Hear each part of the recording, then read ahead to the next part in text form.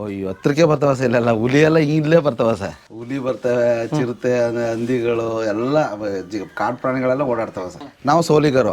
ಆ ಸೋಲಿಗರಲ್ಲಿ ಮಲೆ ಸೋಲಿಗ, ದೇವ್ ಸೋಲಿಗ, ಬುಂಡೆ ಸೋಲಿಗ, ದೇವ್ ಸೋಲಿಗ, ಕಾಡು ಸೋಲಿಗ, ಈ ಥರ 5 ಪಂಗಡಗಳಿದ್ದೀವಿ ನಾವು. ಸೋಲಿಗ್ರೆ ನಾವು ಸಂಬಂಧಿಕರೇ ಸೋಲಿಗ್ರೆ. ಸ್ವಲ್ಪ ಅಲ್ಪ ಸಣ್ಣ ಪುಟ್ಟ ತಾರತಮ್ಯಗಳು ವ್ಯತ್ಯಾಸಗಳು ಇರ್ತವೆ. ಅವ್ರ ಆರಾಧ್ಯ ದೈವ ಬಂದು ಬಿಳಿಗಿ ರಂಗಸ್ವಾಮಿ, ನಮ್ಮ ಆರಾಧ್ಯ ದೈವ ಬಂದು ಮಲೆ ಮಹದೇಶ್ವರ. ಅವ್ರ ಮಕ್ಕಳು ನಾವು ಕಾರಯ್ಯ ಬಿಲ್ಲೆ ಅಂತ ಹುಡ್ತಾರೆ. ಅವ್ರಿಗೆ 2 ಮಕ್ಕಳು. ನೀನು ಗೆಣಸು ಗೆಡ್ಡ ಗೆಣಸು ಅಕ್ಕ ತಿನ್ನೋ ಕಾಡಲ್ಲಿ ಅಂತ ಹೇಳಿ ಕಾರಯ್ಯನ ಕೊಡ್ತಾನೆ. ಬಿಲ್ಲೆಯನಿಗೆ ಬಿಲ್ಲು ಬಾಣ ಕೊಡ್ತಾನೆ. ಬಿಲ್ಲಯ್ಯನ ವರ್ಗದವರು ಜೈನ್ ಕುರುಬರು, ಕಾರಯ್ಯನ ವರ್ಗದವರು ಸೋಲಿಗರು ಅಂತ. ಆಹಾ ಸ್ವಾಮಿ ಮೊದಲೇ ನಿಮ್ಮ ಪಾದವ ನೆನೆವೆನು ಮತಿಗಳ ಕರುಣಿಸು ಮಹಾದೇವ.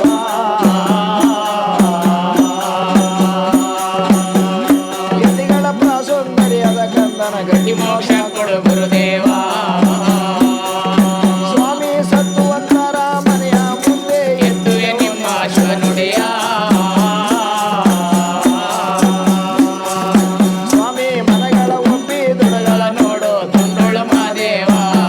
ಸ್ನೇಹಿತರೆ, ಎಲ್ಲ ಪ್ರೀತಿಯ ವೀಕ್ಷಕರಿಗೆ ಮೈಸೂರು ಜಿಲ್ಲೆ HD ಕೋಟೆ ತಾಲೂಕಿನ ನಾಗರಹೊಳೆ ಅರಣ್ಯದ ಅಂಚಿನಲ್ಲಿ ವಾಸ ಮಾಡ್ತಾ ಇರತಕ್ಕಂಥ ಬುಡಕಟ್ಟು ಸೋಲಿಗ ಸಮುದಾಯದ ಜಾನಪದ ಕಲಾವಿದ ಸ್ವಾಮಿ ಮತ್ತು ತಂಡದ ಪರಿಚಯಕ್ಕೆ ನಿಮ್ಮೆಲ್ಲರಿಗೂ ಸ್ವಾಗತ. ಸ್ನೇಹಿತರೆ, ನಾಗರಹೊಳೆ ಅರಣ್ಯದ ಅಂಚಿನಲ್ಲಿ ಇರತಕ್ಕಂಥ ಬಸವನಗಿರಿ ಹಾಡಿಯಲ್ಲಿ ವಾಸ ಮಾಡ್ತಾ ಇರತಕ್ಕಂಥ ಬುಡಕಟ್ಟು ಸೋಲಿಗ ಸಮುದಾಯದ ಜನಪದ ಕಲಾವಿದರನ್ನ ಭೇಟಿ ಮಾಡಲಿಕ್ಕೆ ಇವತ್ತು ನಾವು ನಮ್ಮ ತಂಡ ಹೋಗ್ತಾ ಇದ್ದೀವಿ. ಬನ್ನಿ, ನನ್ನ ಫಾಲೋ ಮಾಡಿ.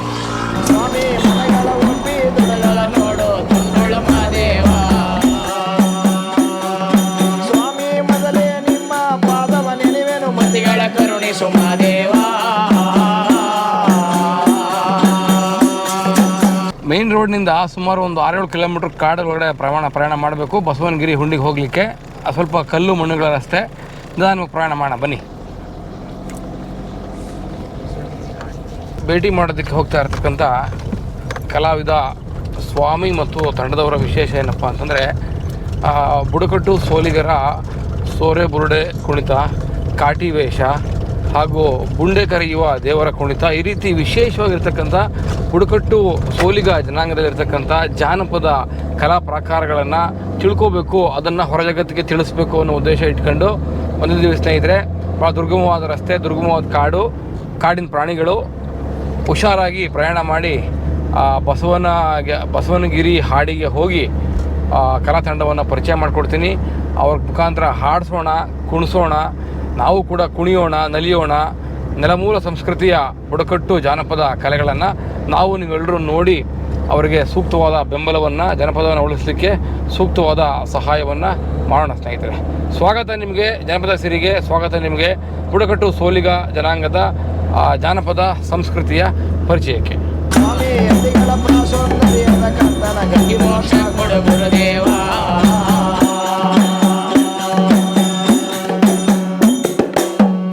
ಹರ ಹರ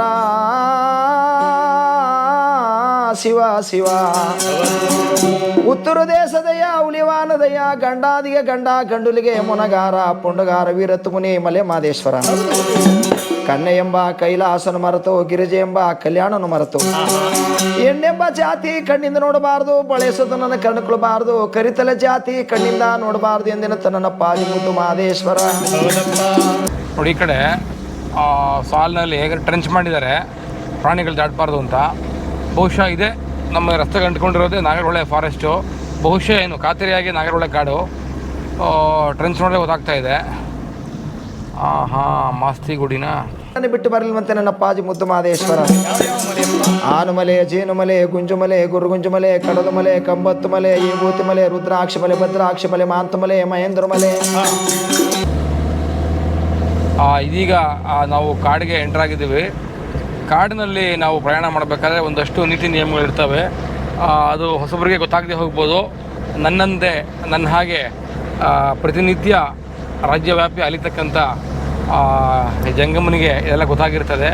ಕಾಡಿನಲ್ಲಿ ಪ್ರಯಾಣ ಮಾಡಬೇಕಾದ್ರೆ ಹೆಚ್ಚು ಗಾಡಿಗಳಿಗೆ ಹಾರನ್ನು ಬಳಸಬಾರ್ದು ಮತ್ತು ಕಾಡು ಪ್ರಾಣಿಗಳು ಇರ್ತವೆ ಅಕ್ಕಪಕ್ಕ. ಗಮನ ಇಟ್ಟು ನೋಡ್ತಾ ಹೋಗಬೇಕು. ಮರದ ಮೇಲೂ ನೋಡಬೇಕು, ಕೆಳಗಡೆ ನೋಡಬೇಕು. ಆನೆಗಳೇನಾದರೂ ದೂರದಿಂದ ಕಾಣಿಸಿದ್ರೆ ಗಾಡಿನ ನಿಲ್ಲಿಸಿ ಹಿಂದೆ ಬರಬೇಕು. ಕಾಡು ಪ್ರಾಣಿಗಳದ್ದು ಜಾಗ ಇದು, ನಮ್ಮ ಜಾಗ ಅಲ್ಲ. ಹಾಗಾಗಿ ಮೊದಲ ಪ್ರಾಧಾನ್ಯತೆ ಪ್ರಾಶಸ್ತ್ಯತೆ ಅವರಿಗೆ ಕೊಡಬೇಕು ಅನ್ನೋ ಸಣ್ಣ ಅರಿವಿಟ್ಕೋಬೇಕು. ಎಲ್ಲಕ್ಕಿಂತ ಮುಖ್ಯವಾಗಿ ಕಾರಲ್ಲಿರ್ತಕ್ಕಂಥ ತಿಂಡಿ ತಿನಿಸುಗಳನ್ನು ತಿಂದು ಪ್ಲಾಸ್ಟಿಕ್ ಪೇಪರ್ಗಳನ್ನು ಕಾಡಿನಲ್ಲಿ ಎಲ್ಲೆಂದರಲ್ಲಿ ಎಸಿಬೇಡಿ, ಪ್ರಾಣಿಗಳು ತಿಂದು ಸಾಯ್ತವೆ ಅಂತ ಒಂದು ಸಣ್ಣ ಒಂದು ನೀತಿ ಪಾಠವನ್ನು ಅಥವಾ ಕಿವಿ ಮಾತನ್ನು ಹೇಳೋದ್ರ ಮುಖಾಂತರ ಮುಂದುವರಿಯೋಣ. ಕಾಡಿನ ಹಾದಿ ಇನ್ನೂ ಸುಮಾರು ಒಂದು 5-6 ಕಿಲೋಮೀಟರ್ಗಳ ದೂರ ಸವಿಬೇಕಾಗಿದೆ. ಎಷ್ಟು ಕಿಲೋಮೀಟ್ರ್ ಇದೆಯಪ್ಪ? 4.2 ಕಿಲೋಮೀಟ್ರ್ ಇದೆ ಅಂತ. 4.2 ಕಿಲೋಮೀಟ್ರು. ನೋಡಿ, ಕಾಷನ್ಸ್ ಇರುತ್ತೆ ಅಲ್ಲಲ್ಲಿ, ಆನೆಗಳು ಬರ್ತಾವೆ ಎಚ್ಚರಿಕೆ ಅಂತ. Elephant crossing areas. ಆಸರಿಗಲಿನ ಮಲೆ ಲೇಸಗಾರ ಕೊಂಗರನಾಡು ಕೊಯ್ಮತ್ತೂರು ದೇಶ ಬೆಣದಪ್ಪನ ಕಡಿಮೆ ಸಿರಿಗೆ ಸಿರಿಗಂಧದಲ್ಲಿ ಮಾದೇವ ಕೆಮ್ಮತ್ತಿ ಮರದಡಿ ಒಳಗೆ 7 ಬಾಯಿ ಒನ್ನುತ್ತದಲ್ಲಿ ಪುಟ್ಟಲಿಂಗವಾಗಿ ಒಡೆದು ಮೂಡಿರುವಂತ ಮುದ್ದು ಮಾದಪ್ಪನನ್ನ ಕಲ್ಲಲ್ಲಿ ಯಾರು ಕೆತ್ತಿಲ್ವಂತೆ ಉಳಿ. ಕಾಡಿನ ಮಧ್ಯೆ ಒಂದು ಹಳ್ಳಿ ಸಿಕ್ತು. ಅಲ್ಲಿ ತೋರ್ಸಪ್ಪ, ಅಲ್ಲಿ ಬೂದುನೂರ ಇದು.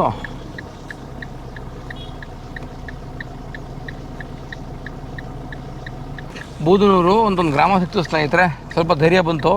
ಬಹುಶಃ ಇಲ್ಲಿ ಒಂದು ಬಲಕ್ಕೆ ತಿರುಗಿ ಮುಂದೆ ಹೋಗಬೇಕು, ಸಾಗಬೇಕು ಅಂತಾರೆ. ಒಂದು 3-4 ಕಿಲೋಮೀಟ್ರು ಹೋಗೋಣ. ಬಹುಶಃ ಇಲ್ಲಿ ಮುಂದಕ್ಕೆ ಡೀಪ್ ಫಾರೆಸ್ಟ್ ಇರುತ್ತೆ ಅಂತ ಕಾಣುತ್ತೆ. ನಾವು ನಿಜ ಪ್ರಯಾಣ ಮಾಡಿ ನಿಮಗೆ ಕಾಡು ತೋರಿಸ್ತೀನಿ, ಬನ್ನಿ. ಇಲ್ಲಿ ಹೋಗಲ್ಲ ಸರ್, ಇಲ್ಲಿ ಹೊಸನಾಡಿ ಹೋಗುತ್ತಾ? ಹೋಗಲ್ಲ. ಇಲ್ಲಿ ಗಾಡಿ ಎಲ್ಲ ಊತ್ ಗೊತ್ತಾ, ಬದಿ ಆಗ್ಬಿಟ್ಟೈತೆ. ಓ, ಕಾಡಿನ ರಸ್ತೆ. ಕಾಡಿನ ರಸ್ತೆ ಇದು. ಅದಕ್ಕೆ ಚೊಕ್ಕೋಟ್ನಳ್ಳಿಗೆ ಹೋಗ್ಬಿಟ್ಟು ಚೊಕ್ಕೋಟ್ನಳ್ಳಿಯಿಂದ ಮೇಟುಗುಪ್ಪ ರೋಡು.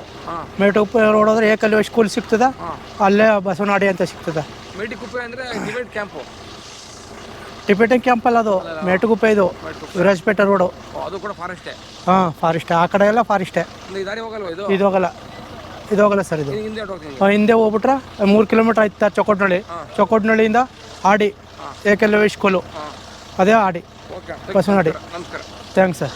ಈ ಸುತ್ತಿಗೆ ಒಳಗೆ ಮಾದೇಶನ ರೂಪನ ಯಾರು ಕೂಡ ತಿದ್ದಿಲ್ವಂತೆ. ಮುಂಗಾರು ಮಿಂಚೊಳದಪ್ಪನ 3 ಚೋಡದಿಂದ ಒಡೆದು ಮೂಡಿರ್ತಕ್ಕಂಥ ನನ್ನ ಪಾಜಿ ಮುದ್ದು ಮಾದೇಶ್ವರ. ನನ್ನ ಮಾದೇಶ್ವರ ಅಂತ ನಡೆದ ಆಳುಗಳ ನೆನದವರ ಮನೆ ಒಳಗೆ ದನ ಸಿರಿ, ಧಾನ್ಯ ಸಿರಿ, ಸಂತಾನ ಸಿರಿ. ಫಸ್ಟ್ ಆಫ್ ಆಲು ಇಲ್ಲೆಲ್ಲ ಬಂದು ತಿರುಗಾಡೋದೇ ಕಷ್ಟ. ಈ ಸರ್ಕಾರದವ್ರಿಗೆ ಏನಾಗೈತೋ ಹಾಳಾದವ್ರಿಗೆ ರಸ್ತೆ ರೆಡಿ ಮಾಡೋಕ್ಕೆ. ನೋಡ, 4-5 ಕಿಲೋಮೀಟ್ರ್ ಒಳಗಡೆ ಬಂದು ಅಲ್ಲಿ ರಸ್ತೆ ಸರಿ ಇಲ್ಲ ಅಂತ ಅಂದ್ಬಿಟ್ಟು ಪುನಃ ನಾವೊಂದು 7-8 ಕಿಲೋಮೀಟ್ರ್ ಎಕ್ಸ್ಟ್ರಾ ತಿರ್ಗಿಕೊಂಡು ಈ ಕಡೆ ಮೇಟುಕುಪ್ಪೆ HD ಕೋಟೆ ಟೌನಿಗೆ ಬಂದು ಹೋಗುವಂಥ ಪರಿಸ್ಥಿತಿ. ಬೇಜಾರಾಗತ್ತೆ ಪಾಪ. ತೊಂದರೆ ಇಲ್ಲ, ಬೇಜಾರು ಅಂದರೆ ನನಗೇನು ತಲೆ ಕೆಡಿಸ್ಕೊಳ್ಳಲ್ಲ. ಆದರೂ ರಸ್ತೆಗಳನ್ನ ಸರಿಯಾಗಿ ಇಟ್ಕೊಳ್ಬೇಕಾಗಿತ್ತು ಇವರು ಅಂತ ಕಾಣುತ್ತೆ. ಇಂಥ ಸವಾಲುಗಳೆಲ್ಲ ಬರ್ತವೆ ಸ್ನೇಹಿತರೆ ಕೆಲಸ ಮಾಡೋಕ್ಕೆ ಬಂದಾಗ. ಒಂದು ವಿಡಿಯೋ ಮಾಡೋದ್ರಲ್ಲಿ, ಅದರಲ್ಲೂ ಒಂದು ಬುಡಕಟ್ಟು ಅರಣ್ಯ ಪ್ರದೇಶದಲ್ಲಿ ಬುಡಕಟ್ಟುಗಳನ್ನು ಕರ್ಕೊಂಡ್ಬಂದು ತೋರ್ಸೋಕ್ಕೆ ತುಂಬ ಕಷ್ಟ ಇದೆ. ಈಗ ನೀವೇ ನೋಡಿದ್ರಲ್ಲ, ಸ್ಥಳೀಯ ಗ್ರಾಮಸ್ಥರೊಬ್ಬರನ್ನ ನಾನು ಮಾತಾಡ್ತಿದ್ನಲ್ಲ, ನಾನು ಧೈರ್ಯ ಮಾಡಿ ಹೋಗ್ತೀನಿ ಅಂತ ಅವರಂದರು. ಸಾರ್, ನಿಮ್ಮ ಕಾರ್ ಮುಳುಗಿ ಹೋಗುತ್ತೆ, ಅಷ್ಟು ದೊಡ್ಡ ಹಳ್ಳಗಳಿದ್ದಾವೆ, ಮಳೆ ಬಂದು ಕೆಸರು ಬದ್ದಿ ಆಗಿಬಿಟ್ಟಿದೆ ರಸ್ತೆ ಎಲ್ಲ, ಹಂಗೆ ಹೋಗಬೇಡಿ, ಹಿಂಗೆ ಹೋಗಿ ಅಂತಂದರು. ಪಾಪ ಖುಷಿ ಆಯಿತು. ಪುಣ್ಯಾತ್ಮರೆಲ್ಲ ಎಲ್ಲರೂ ಒಳ್ಳೆಯವ್ರು ಸಿಗ್ತಾರೆ ನಮಗೆ ಸಹಾಯ ಮಾಡಲಿಕ್ಕೆ. ಚಕ್ಕೋಡ್ನಳ್ಳಿ ಬಂದು ಚಕ್ಕೋಡ್ನಳ್ಳಿಯಿಂದ ಮೇಟಿಕುಪ್ಪೆ ಆದಮೇಲೆ ಬಸವನಹಾಡಿ ಅಂತ ಹೇಳಿದ್ದಾರೆ. ಸೊ ಅಲ್ಲಿಗೆ ನಮಗೊಂದು 7-8 ಕಿಲೋಮೀಟ್ರ್ ಎಕ್ಸ್ಟ್ರಾ ಆಯಿತು ಸ್ನೇಹಿತರೆ. ತೊಂದರೆ ಇಲ್ಲ, ಇಲ್ಲಿವರೆಗೆ ಬಂದಿದ್ದೀವಂತೆ. 7 ಕಿಲೋಮೀಟ್ರನ್ನ ಕ್ರಮಿಸಿ ಕಲಾವಿದರ ನಿಮ್ಮ ಮುಂದೆ ಹಾಜರು ಮಾಡ್ತೀನಿ, ಬನ್ನಿ.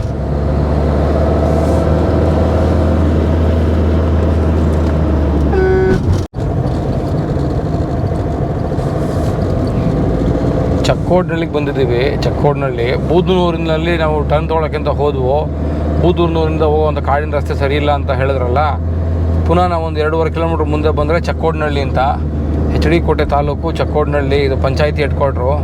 ಈಗ ಇಲ್ಲಿಂದ ಏಕಲವ್ಯ ಶಾಲೆ ಸಿಗೋ ಮಾರ್ಗ ಅಂತ ಹೇಳಿದ್ದಾರೆ, ಅಂದರೆ ಮೇಟಿಕುಪ್ಪೆ ಮಾರ್ಗ ಅಂತ. ಮೇನ್ ರೋಡ್ ಸಿಕ್ತು, ತೋರಿಸಿಪ್ಪ ಮೇನ್ ರೋಡು, HD ಕೋಟೆ. ಅಣ್ಣವ್ರೆ, ಮೇಟಿಕುಪ್ಪೆ ಯಾವ ಕಡೆ? ಹೀಗೇನಾ?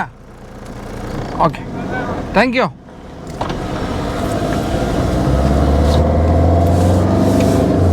ಮೇಟಿಕುಪ್ಪೆ ಕಡೆ ಹೋಗೋ ದಾರಿ ಇದು. ಸೊ ಅಲ್ಲಿಗೆ HD ಕೋಟೆ ಟೌನನ್ನು ಬಿಟ್ಟು ಮುಂದೆ ಬಂದಿದ್ದೀವಿ. ಮೇಟಿಕುಪ್ಪೆಗೆ ಹೋಗುವಂಥ ದಾರಿ. ಮೇಟಿಕುಪ್ಪೆ ಹತ್ರ ಹೋಗಿ ಅಲ್ಲಿಂದ ಏಕಲವ್ಯ ಶಾಲೆ ರಸ್ತೆ ಅಂತೆ, ಅದು ಅಗೈನ್ ತಿರ್ಗಿ ಅದು ಕಾಡಿನ ರಸ್ತೆ. ಅಲ್ಲಿಂದ ಮುಂದಕ್ಕೆ ಬಸವನಗಿರಿ ಹಾಡಿ ಅಂತ, ಬಸವನಹಾಡಿ ಅಂತ ಕರೀತಾರೆ ಜನ ಇಲ್ಲಿ. ಅಲ್ಲಿಗೆ ಹೋಗೋಣ ಬನ್ನಿ.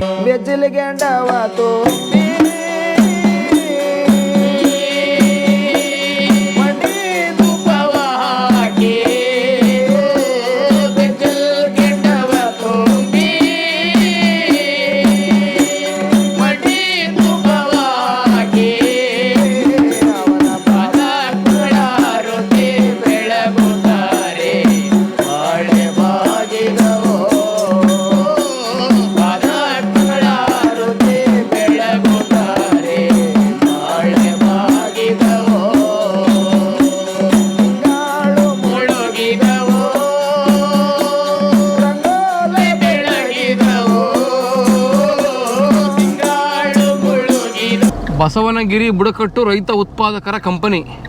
ಹಾಂ ವೆರಿ ಗುಡ್. ಬಸವನಗಿರಿ ಎ ಮತ್ತು ಬಿ ಹಾಡಿ ದಾರಿ ಸ್ನೇಹಿತರೆ, ಕಡೆಗೂ ದಾರಿ ಹುಡುಕಿದ್ದೀನಿ. ಈಗ ಹೋಗೋಣ ಬಸವನಗಿರಿ ಹಾಡಿಗೆ. ಸಮೃದ್ಧ ಈ ನೆಲದ ಸಮೃದ್ಧ ಬುಡಕಟ್ಟು ಜಾನಪದ ಸಂಪತ್ತನ್ನು ಸವಿಲಿಕ್ಕೆ ನಿಮ್ಮೆಲ್ಲರಿಗೂ ಮತ್ತೊಮ್ಮೆ ಸ್ವಾಗತ ಕೋರ್ತಾ ಇದ್ದೀನಿ. ಬನ್ನಿ ಸ್ನೇಹಿತರೆ. ಸ್ವಾಮಿ ನಮಸ್ಕಾರ. ಈ ಬಸವನಹಾಡಿ ಯಾವುದಿದೆನಾ? ಬಸವನಹಾಡಿ ಈ ಸ್ವಾಮಿ ಎಲ್ಲಿರ್ತಾರೆ? ಕಲಾವಿದರು ಸ್ವಾಮಿ ಹಾಂ ಇಲ್ಲ ಮೇಲೆ ಇರೋದಾ? ಅವು ಇಲ್ಲೇ ಇದೆಯಾ? ಆಯಿತು ಸರಿ ಆಯಿತು. ಹಾಂ ಬರ್ತೀನಣ್ಣ. ಇನ್ನು ಹಿಂದೆನೇ ಅಂತೆ, ಮನೆ ಮುಂದೆ ಬಂದುಬಿಟ್ಟಿದ್ದೀವಿ. ಗಾಡಿ ತಿರ್ಸ್ಕೊಂಡು ಬರ್ತೀನಿ. ಇದೇನಪ್ಪ ಇದು? ನವಿಲು ಸ್ವಾಗತ ಕೊಡ್ತಾ ಇದೆ ನಮಗಿಲ್ಲಿ. ಇದೇನು ಹಾಡಿನ ಕಾಡು ಇದು ಸ್ನೇಹಿತರೆ? ಅಲ್ಲಿ ನೋಡಿದ್ರಲ್ಲ ನವಿಲು ನೋಡಿ ರಸ್ತೆಯಲ್ಲೇ ಹೇಗಿದೆ.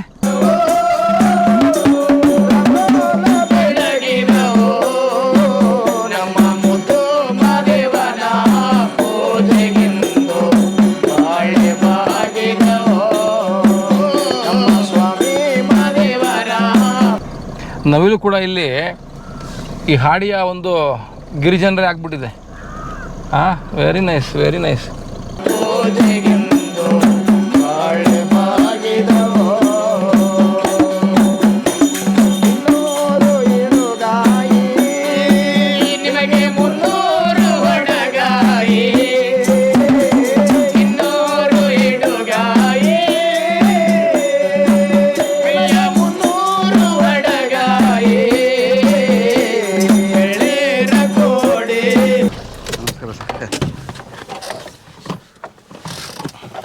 ಸ್ವಾಮಿಯವರ ನಮಸ್ಕಾರ. ಸ್ವಾಮಿಯವರ ಹೇಗಿದ್ದೀರಾ?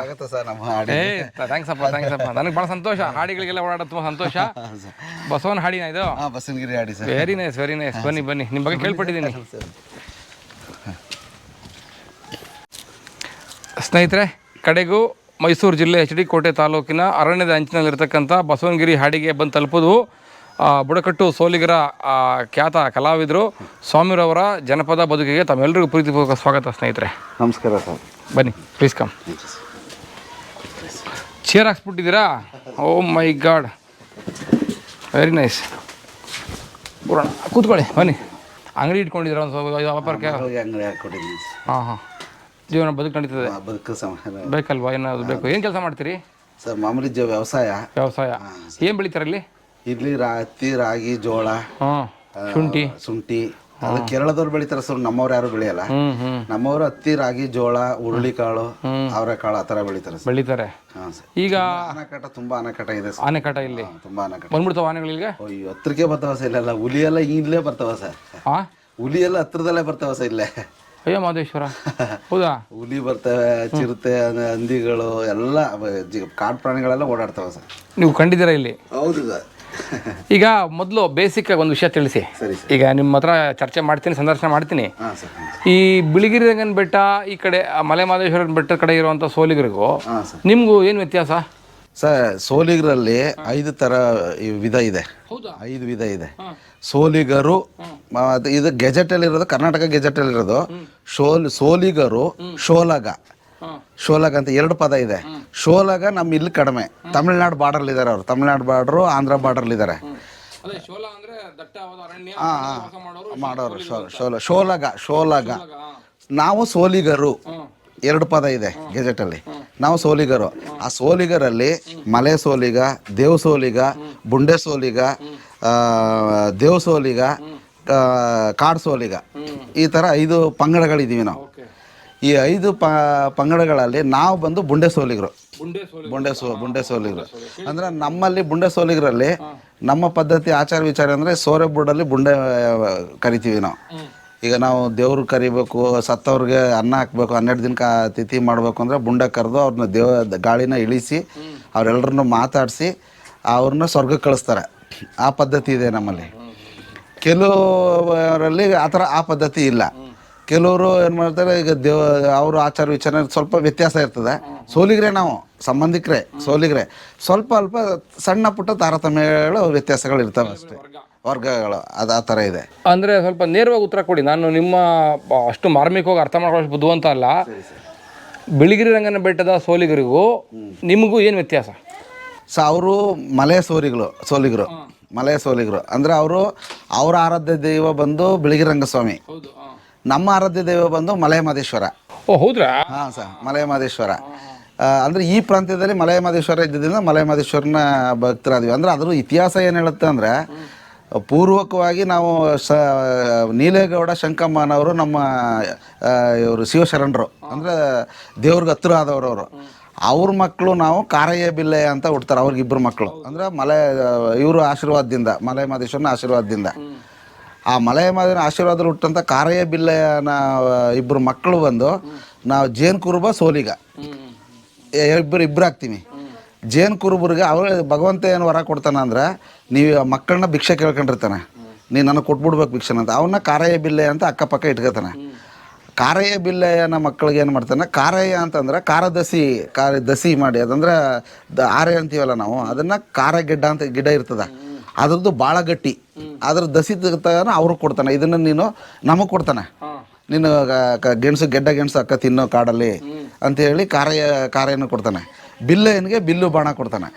ನೀನು ಬಿಲ್ಲು ಹೊಡ್ಕೊಂಡು ಜೀವನ ಮಾಡು, ಬೇಟೆ ಆಡ್ಕೊಂಡು ಜೀವನ ಮಾಡು ಅಂತೇಳಿ. ಬಿಲ್ಲೈನ ವರ್ಗದವರು ಜೇನು ಕುರುಬರು, ಕಾರಯ್ಯನ ವರ್ಗದವರು ಸೋಲಿಗರು ಅಂತ. ಆಹಾ, ಎಷ್ಟು ವಿಷಯ ಎಷ್ಟು ಸರಳವಾಗಿ ತಿಳಿಸಿದ್ರಿ ನೋಡಿ ಸರ್. ಇಷ್ಟು ಸರಳವಾಗಿ ನಾನು ಎಲ್ಲೂ ಓಡಾಡಿ ಕೇಳೇ ಇಲ್ಲ ಕಥೆನ. ನಂಗೆ ತುಂಬ ಸಂತೋಷ ಆಯಿತು. ಹಾಗಾದರೆ ಆ ಸಂದರ್ಶನಕ್ಕೆ ತಯಾರಾಗಿದ್ದೀರಿ? ಹಾಂ, ಮಾತುಕತೆ ಶುರು ಮಾಡೋಣವಾ? ಸ್ವಾಗತ ನಿಮಗೆ ಜನಪದ ಸಿರಿಗೆ. Thank you sir, thank you, ನಮಸ್ಕಾರ ಸರ್.